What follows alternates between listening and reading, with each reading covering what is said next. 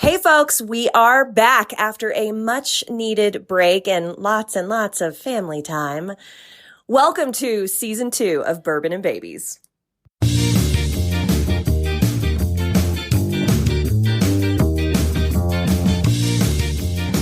am in the shower.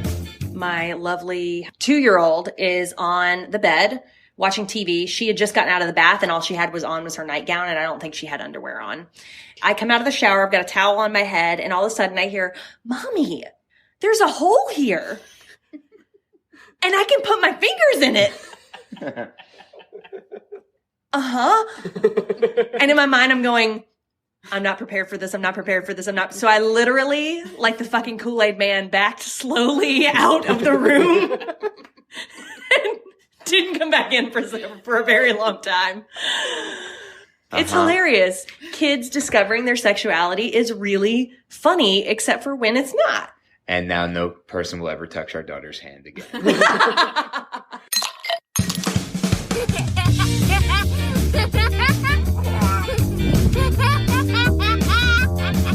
If only parenting were as smooth as bourbon. I'm Lene. And I'm Jordan.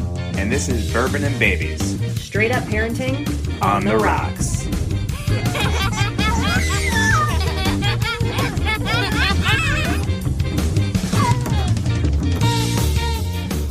I'm trying to remember the commercial where the Kool-Aid man's daughter found her vagina, but it was the blue ras. There's a fry guy. Yeah. Oh my God. So that's our topic today. The birds and the bees, and our private parts are a part of that, obviously.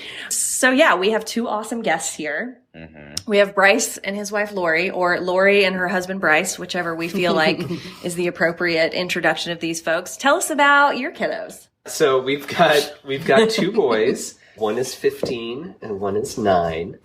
Yeah, both very, very different from each other. At 9 years old, our older son, he was already like asking the questions. He was already like real curious and real sort of like a little too worldly. Nice. And little guy is kind of like, he's really interested in like the anatomy aspect. Like Scientific? Absolutely. Yes. Yeah. He wants to know exactly what the parts are. I mean, he's the one that I've had the most conversations about menstruation with because he is fascinated. Interesting. I am fascinated. Yeah. What? Yeah. That is so interesting. And about babies and birth and stuff like that. Well, he's the one. Do you think it's because of what you do for a living? So tell us about your work life. My work life. I am a birth doula, which means I'm essentially a labor assistant. So I assist people through, usually the tail end of their pregnancies, but sometimes I'm with people from the very beginning. Right? And then am with them through their entire labor, birth, immediate postpartum, and then I do in-home postpartum work. So there's a lot of birth talk in our household. There's a lot of body talk in our household. I'm very, very open about it, and I'm very matter of fact about it. And we have lots of things in our house. I mean, sometimes we have placentas in the fridge. Do you create the pills with the placenta? I do not. That is a different... So why do you have the placenta in the fridge? No, we don't. I finally threw them away.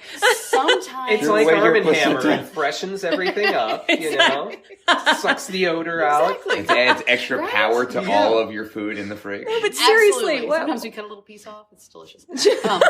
Fry it up. Yeah. No, it's because when I have someone who gives birth in the hospital and they don't necessarily have someone to take the placenta home for them, let me back up and say a placenta has to leave the hospital within 4 hours of the birth. Yes, I did. Or be disposed of. So if they don't have somebody to transport it, I'm there. And sometimes instead of taking it to their home, I'll take it to mine. And it's in a bucket marked placenta. It's nice of you. Right? So that nobody Not gets mistaken for snake. Nobody thinks it's like eggplant. This is the best flank steak ever. Except for the first time when she marked it cookies. I was like, I'm going to grab me a... Oh, no. Oh, no. What did I do? Oh, God. So, yeah, little guy is fascinated, and the most recent one that I had in the fridge, he requested that the lid be opened. He wanted to look at it. He got out his phone and took photos of it.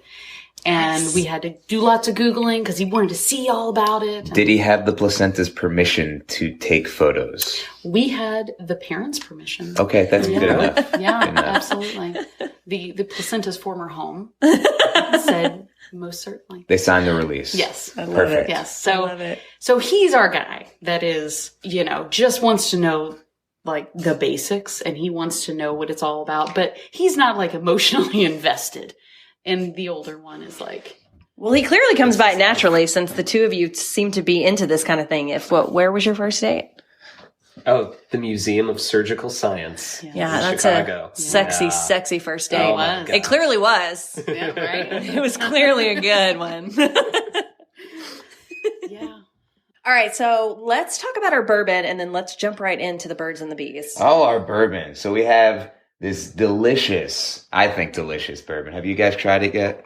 It is a New Riff bourbon. This was a gift from one of your best friends for your birthday this year. That's right. Thank you, Teresa. And Avid listener. I assisted in picking it out, and I will be honest, I picked it out because the bottle is freaking The awesome. bottle looks amazing. It's amazing. It goes from like this dark black to like the bourbon color at the bottom. But I will tell you, one of our friends who is a craft cocktail bartender in Bourbon town, connoisseur. a bourbon connoisseur, came over and she recognized the bottle. And she was staying at our house, and I said, "This is the only bottle that's off limits because we haven't really had a chance to drink it yet." And she said, "Oh, I'm glad you told me it was off limits because I would have drank it because I have that at my bar and it is delicious." And she's right. What do you guys think?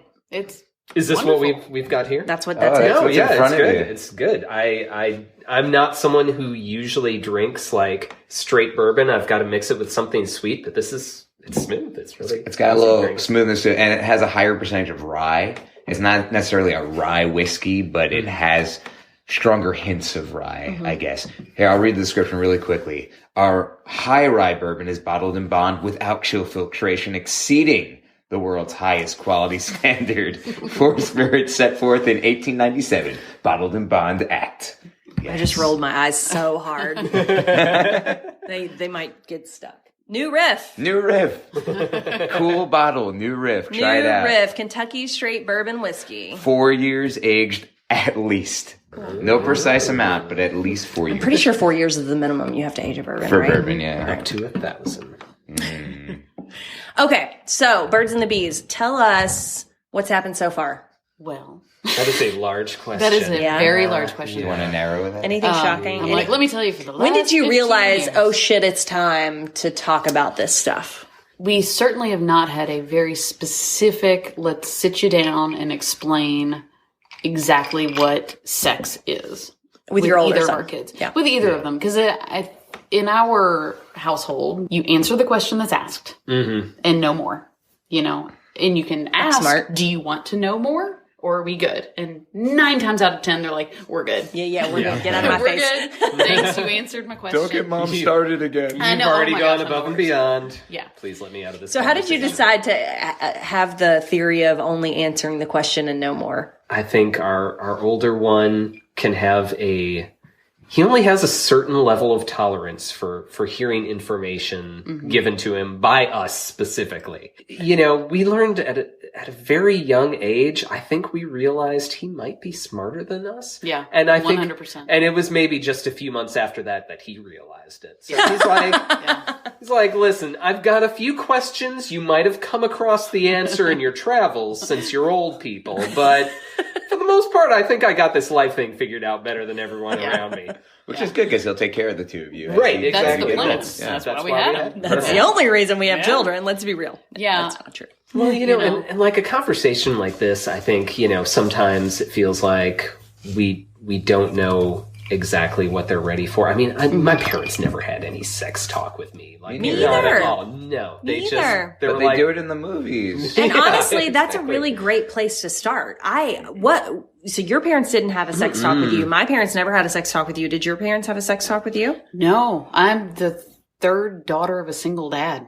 Never in a million years. So he was like, I'm not touching that with a 10-foot pole. Yeah. Took me to J.C. Penney's and gave me to one of the old ladies in the lingerie section the first time I needed a bra Wow. and walked away. But you know what? I mean, You figured it out. did the trick. It totally worked. She Right. was really nice. I did not have the talk with either of my parents. I do remember having lots of really good friends in high school who we would all like have parties and then watch these really old 80s porns. What? Yeah, there's one in particular called Hanky Panky that Ron Jeremy was in. I still remember the theme song. Just a little hanky panky, fool around as much as you can. I want Wait, to eat hold on. that. Time out. See, it's funny because This- as soon as you mentioned the name Hanky Panky, I imagine like old timey 20s No, it's like- jitterbug music. it's like these Hanky guys- Panky? Hunting in the woods, and then these Girl Scouts find them. Like, ooh, I wonder what the penis looks like. He's passed out. Maybe we could play with his. Wait, time out. What? Hold on. Yeah, I it have was a awesome. question Were they because Dutch? I wonder what That's how I the remember. penis looks like. I guess so. what did you guys do while you were watching? It's a bunch of like, how old were you? I was probably 14 or 15. All right, so it's a bunch of 14-year-olds sitting around watching porn. Are you just sitting there awkwardly, like knowing that you all have erections and you're all what? Truthfully, I was a late bloomer, so I was more like just watching it in wonder. I mean, yeah, I thought it was, arousing, but I wouldn't get aroused. I wasn't yet, I guess, at that point. Right. I think when I was in like maybe 7th grade or something, I had somebody sleep over for a birthday party. There was 7 or 8 of us, and we found some like old Playboys of my dad's, like 70s era Right. Playboys and everything. Because this was before And YouTube it when was- you could just look it all right, up. Right, yeah. I came of age before the internet porn era, thank goodness, And Would you have ever learned anything? Would you have ever left your room? I know. That's what I worry about is, geez, well, anyway. I have not seen a great deal of porn in my life, but if internet porn existed when I was like a 7th grader, I'm sure that would not be the case at all. Yeah, because you kind of had to work harder for it back then. Yeah, I mean, I don't yeah. know because You I had to didn't. hide it somewhere in your room, or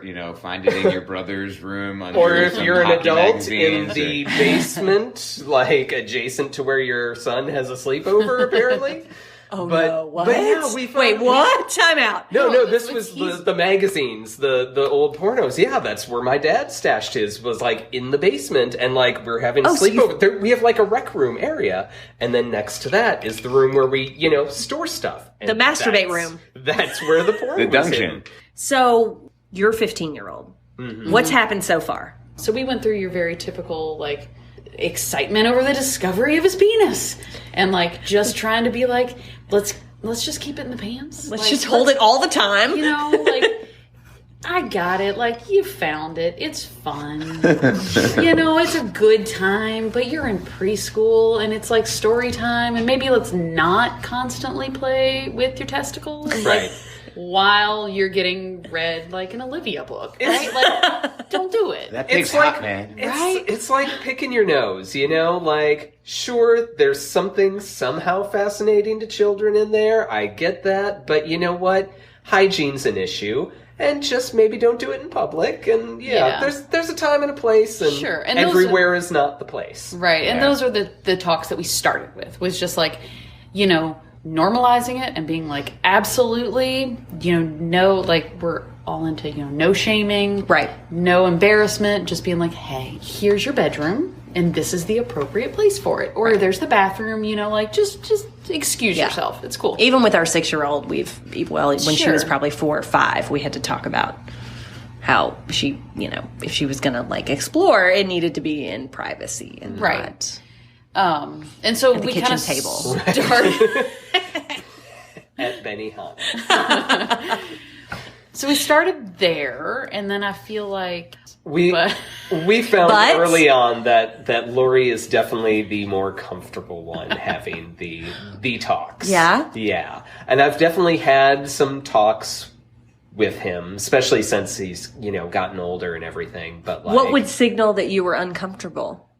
he didn't speak. I didn't talk, yeah. My completely clamming up and cowering in the corner. Couldn't inform sentences. Backing slowly out of yeah. the room.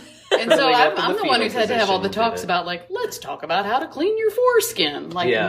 that Yeah. is not a place that Bryce is ever going to go. Yeah. Really? I don't know. You wouldn't either. You'd probably be the same. I as wouldn't know Bryce. how to do it. I'm Jewish. So. Well, I- When did the challenges start presenting themselves, which signaled to you that like the talk was coming?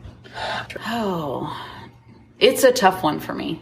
Porn is a tough one for me. That is my like probably least comfortable subject. Yeah, I think it would be a tough one for me too. I think I would agree. I just feel like there's a lot of violence portrayed in porn and a lot of false realities portrayed in porn. And so my fear with it is that our son or daughter will see it and think that that's how it's supposed to be all the time, and then be let down or try too hard and be, I don't know, what would you be? Skanky? Maybe, or I don't know. Yeah. This is not reality. This is performance. And that is what you are witnessing. It is a performance of sex. And it is not, we're not exploring interpersonal relationships here. I compared it to like WWE wrestling. I'm like, oh, that's a great comparison. I was like, there's physical contact happening that is real, but they're overselling this thing for presentation because it's entertainment. Bryce, like, you have something here. We got to write that book. That is brilliant. Yeah, truly, it is. That is a legit comparison. WWSEX. If we can get Triple H to do a Triple X PSA, that's brilliant. I like that. That's a good takeaway. I'm gonna have to remember that one. Careful, it's a gateway into porn. Right. We once told her that we were wrestling when we were actually. So she might. I don't know. This is going to be very confusing for her. Maybe this won't work for us. So that actually does lead me to sort of where we are now with the older one. He does have a phone. He does have a smartphone. Do you have all those apps to like block things?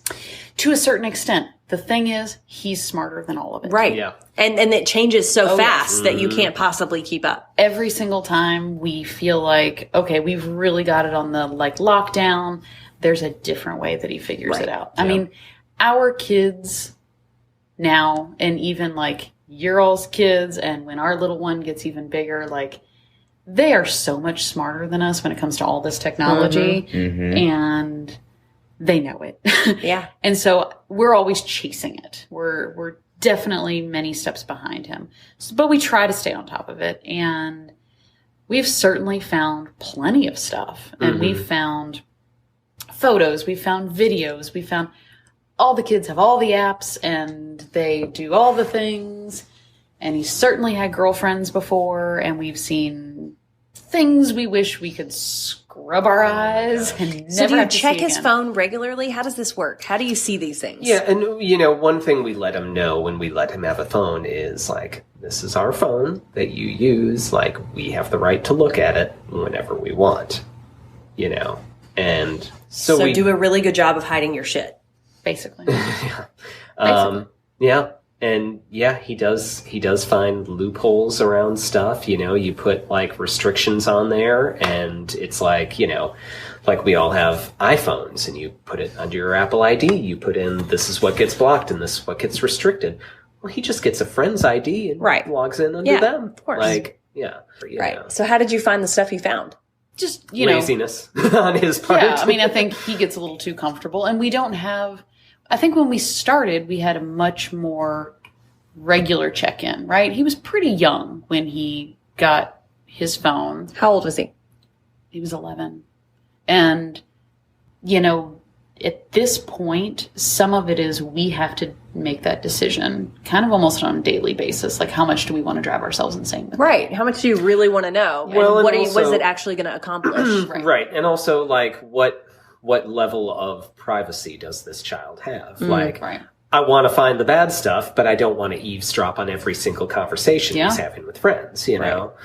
So it's hard to know. It's hard to know where that stuff you should be monitoring is and where you're just, violating his privacy. So what has happened when you found the bad stuff? Well, there was a girlfriend for a while. And we were in contact with the girlfriend's parents. Because, once they established themselves as having a relationship, then it's like, well, we need our parents' name and phone number. And they were really open. We were all kind of on the same page, which was refreshing. And so because of that relationship, we were hyper aware, of what's going on. We were checking in a whole lot more. And then, of course, they're super lazy. Not the parents, the two teenagers. And so it eventually gets to the point where we start finding things. God, that's all so complicated and It's difficult. very complicated. And so I read online that kids on average are being introduced to pornography or sexual images at the age of 9. Yeah.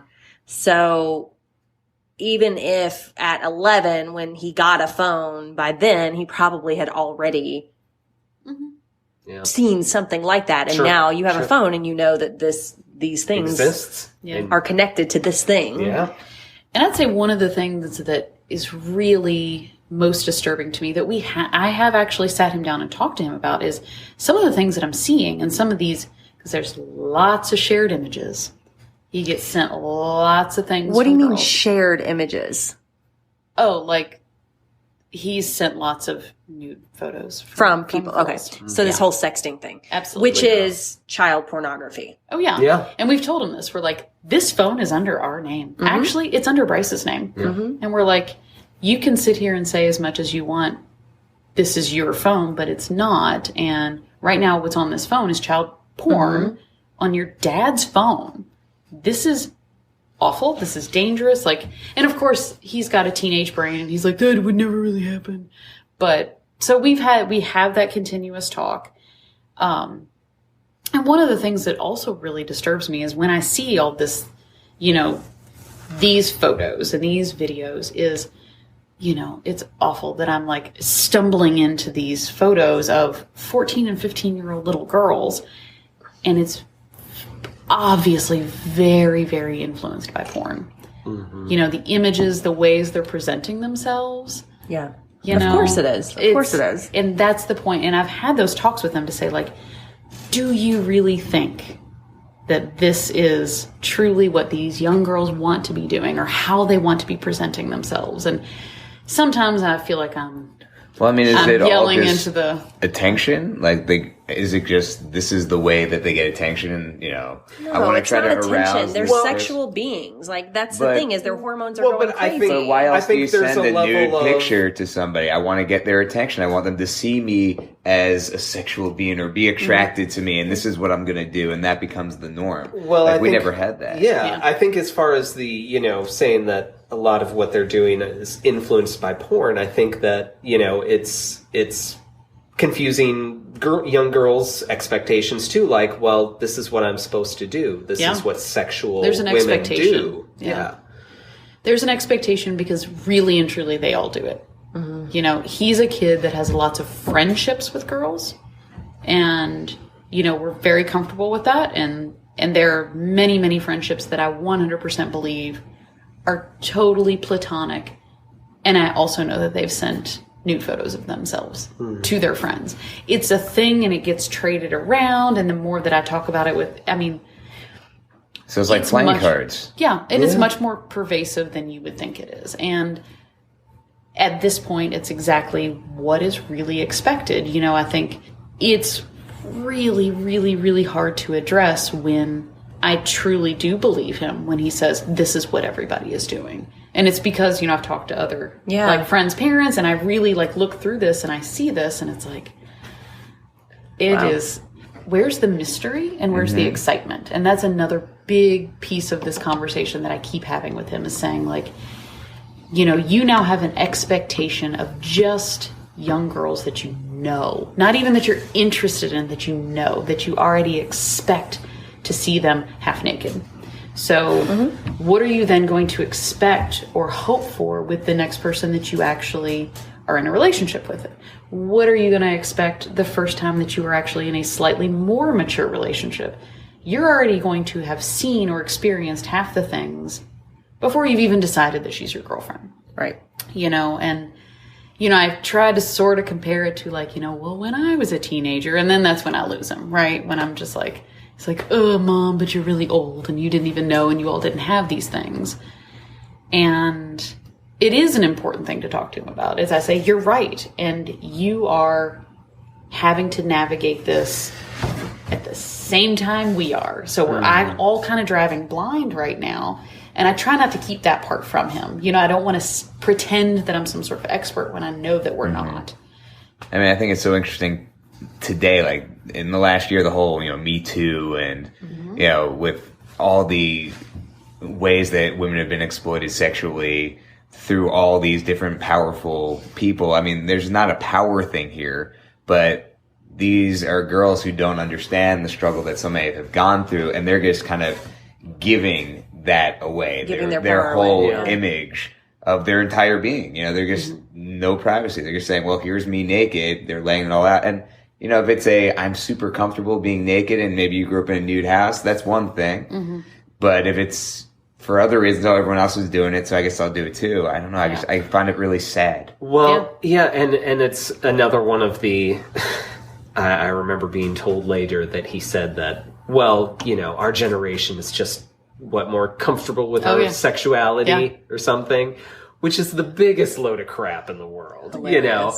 And, like, part of me wanted to be there to be like, you know what generation was the most comfortable with their sexuality? Grandma and Grandpa. Ask Grandma and Grandpa about being your age in the 60s. Like, think about that. And that brings up what I was wondering, which is the pendulum swings, right? Yeah. Like we go to the extremes and then it starts to swing and it sort of like centralizes and then it goes to the other side. And so I wonder at what point this Me Too movement, I'm sure will have a piece of this, but at what point do girls start going the opposite and try to think about when women started making a point to show their nerdiness because they didn't want to be the like hot, sexy schoolgirl. Sure. They wanted to be the opposite. And so at what point will girls step back and go, oh, I'm going to make you wait for it? Yeah. And maybe, I mean, I'm absolutely certain there are already women and girls like that now, but it'll be interesting to see over the next decade how that plays out. What do you want to do differently as the younger one comes up and things start to present themselves and opportunities to have talks differently arise? What are you going to do? I don't That know. is such a good question. Yeah. That's a really, really good question. We would have to understand what it is we're doing wrong now. Right. I mean, I think it's a really challenging question because they are so incredibly different.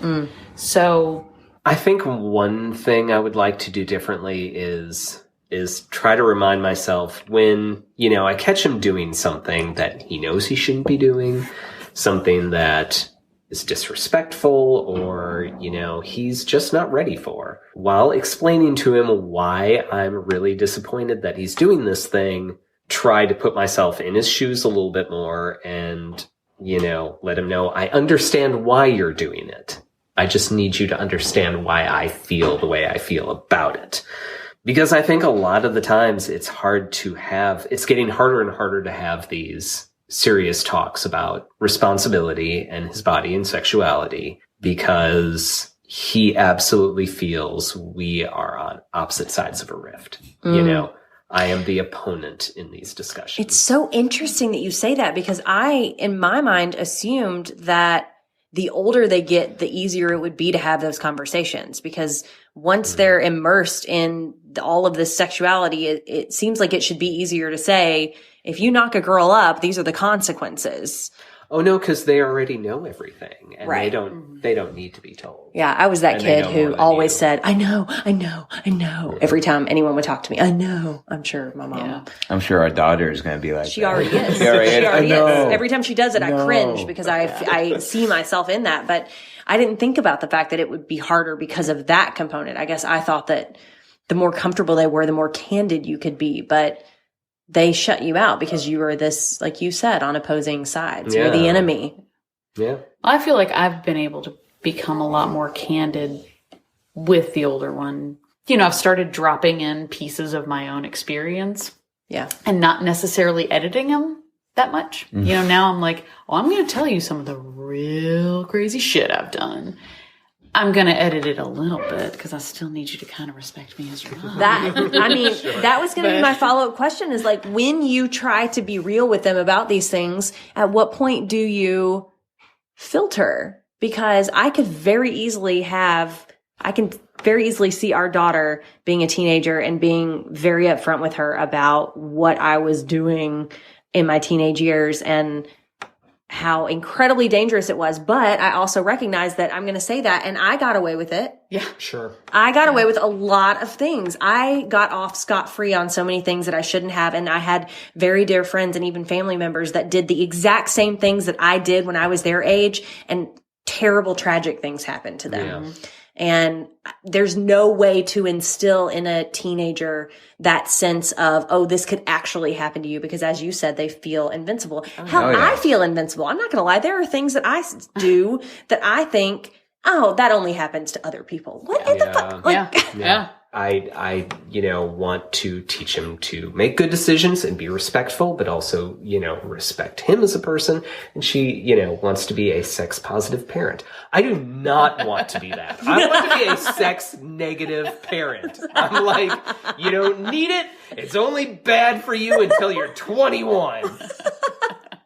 When you can drink, you can have sex. That's That's right. such a bad. right. Oh God. Oh God.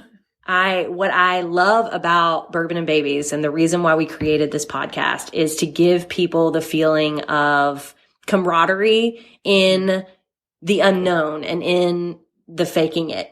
Because I think that truly we are all living it. And you guys, especially, as you said earlier, with your kids being the first generation to come of age with having technology and access to porn always. On the run. On the What is smartphone. the birds and the bees conversation is changing, and we can't rely on our parents' method. We have to really be in touch with friends like you guys who are just even a few years ahead of us to say what's working for you and try on all the things. And that's it. That's really all there is to it. Yeah. I just had a great idea. We need to create the Bourbon and Babies, Birds and the Bees video that people can share, and we'll have the conversation a la video with any kid who wants to have the conversation. We're just going to lay it all out there. Love it. We're just going to tell them how it all works. We'll have charts and diagrams. Oh my gosh, can I please do the charts and diagrams? Oh yeah, we could, and we'll Yes, we'll yes, put you that can. up If there. you want it to be a puppet show, she will make some puppets. Oh, I will so Hey, I know the Squalus people. Yeah. We can work this out. Love it. Oh, that's so make this funny. happen. Yeah. Oh my gosh. This is gold. Lori used to make mascots, so she could. Did you she could really? make some Really? Is mascot. there gonna be like a giant I fuzzy used to penis make that jumps those, around? I think a furry penis and a furry vagina That can happen. would That be- hug. Let's hug each other. Oh, That's what happens. That's how it Yes. happens. They hug each It's just a other hug. very intimately. They find the connection No, I want the vagina to like open up like the mouth of and the eat the giant. penis. I was gonna say like the mouth of the Cap giant. it off, and all of a plants sudden there's in, blood what's spurting. the? Vagina dentata. Oh, teeth. Yes! Yeah. Teeth. Yes. Yes. Yes. Okay. All right, we love our bourbon. We love our babies. Always, please drink responsibly, and we'll see you next week on Bourbon and Babies. Cheers.